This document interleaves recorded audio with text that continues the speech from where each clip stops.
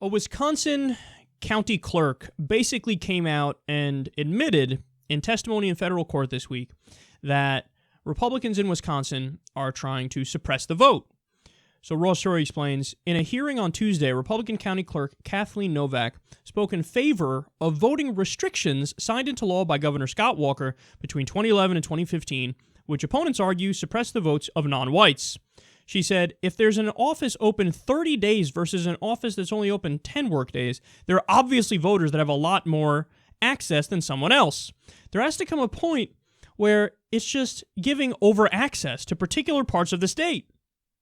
When she was asked if some voters had too much access, Novack replied that there was, quote, too much access to the voters in urban areas as far as opportunities. And then when she was asked about long lines in those areas, she said, apparently access is an easy thing or they wouldn't have long lines. Wait, what? That would appear to be the opposite of true. Well, yeah, I know there's long lines in all these urban areas, but that proves that there's a hell of a lot of access. That's why there are long lines.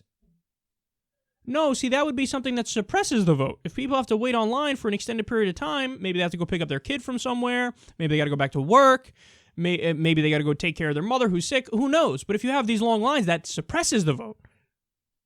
So you're like, no, that's evidence that it's working and that there's a lot of access. Now, again, they go on to say, well, there's a little bit, in some places there's, more time for people to vote. Yeah, but why shouldn't we have that everywhere?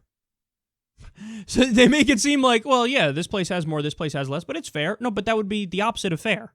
You need equal time everywhere. And if there are places where there's still long lines, perhaps you should extend the voting hours or the number of days you can vote for even more people.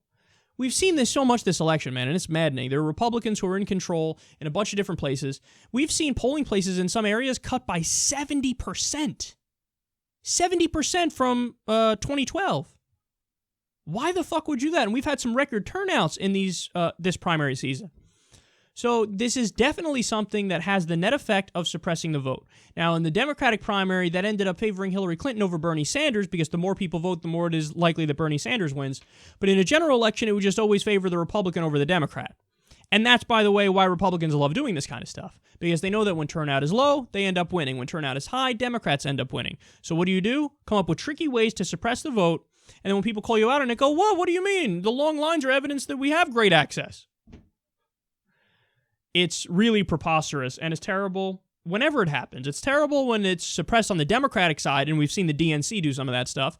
And it's terrible when it's suppressed on the Republican side, and they do that all around the country. Because, again, they're much more likely to win when turnout is low, so you try to get into minority areas and come up with tricky ways to suppress the vote. And one of the newest ways is voter ID. There was a story recently, some old black woman who had like 5 different forms of ID was still turned away.